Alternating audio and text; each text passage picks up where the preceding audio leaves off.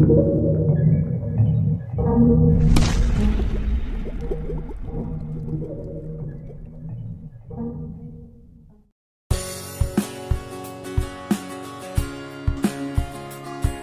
pembangunan jalan tol Probolinggo-Banyuwangi menuju wilayah timur Jawa Timur menunjukkan perkembangan signifikan.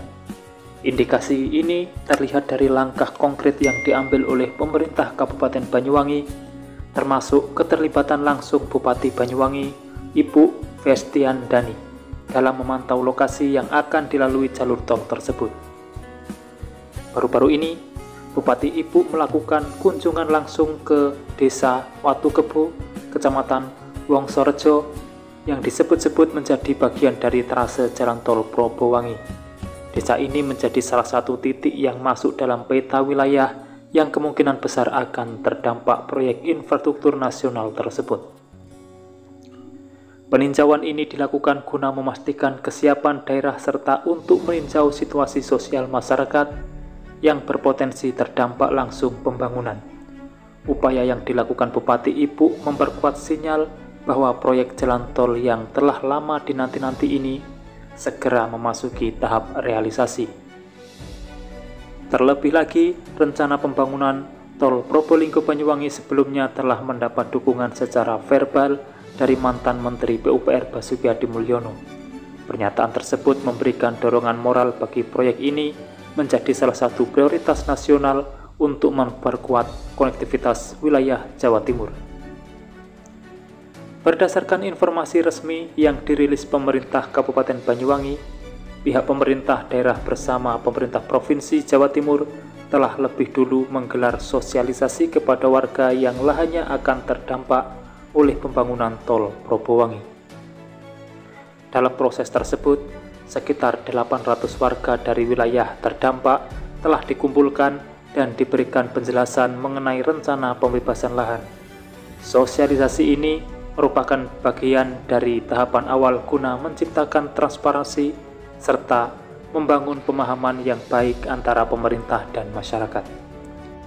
Mayoritas warga yang lahannya berada di dalam lintasan proyek disebut menyambut positif pembangunan jalan tol Probowangi.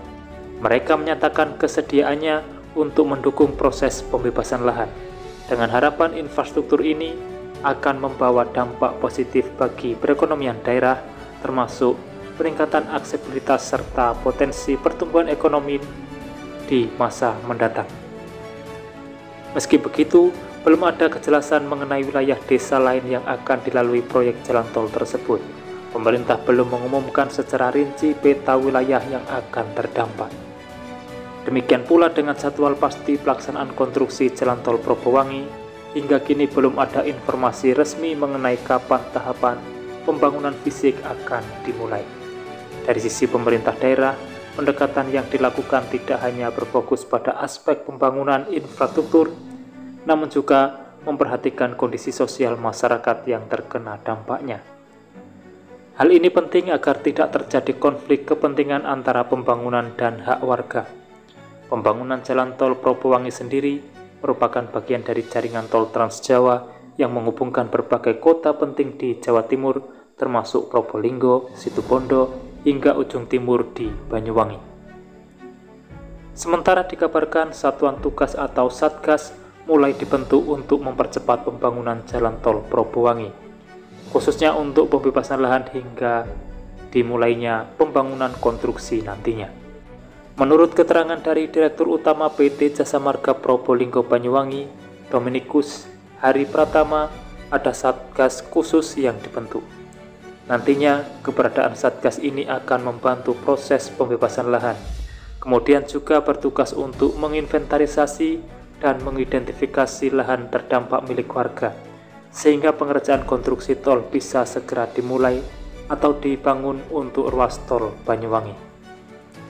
Kehadiran tol ini diyakini akan mempercepat arus logistik, menurunkan biaya distribusi, serta mendorong sektor pariwisata dan investasi di kawasan Timur Jawa. Dengan dukungan masyarakat, pemerintah daerah, dan pemerintah pusat, harapan agar jalan tol Probowangi dapat segera terrealisasi kini semakin besar. Namun, publik masih menanti informasi lanjutan terkait tahapan teknis dan jadwal pelaksanaan agar proses ini benar-benar dapat berjalan lancar dan akuntabel. Demikian informasi yang dapat saya sampaikan untuk saat ini, semoga bermanfaat. Dan jangan lupa pantau terus channel ini untuk mendapatkan update informasi di setiap harinya. Terima kasih telah menonton dan saya pamit undur diri. Wassalamualaikum warahmatullahi wabarakatuh. Sampai bertemu di kabar menarik selanjutnya.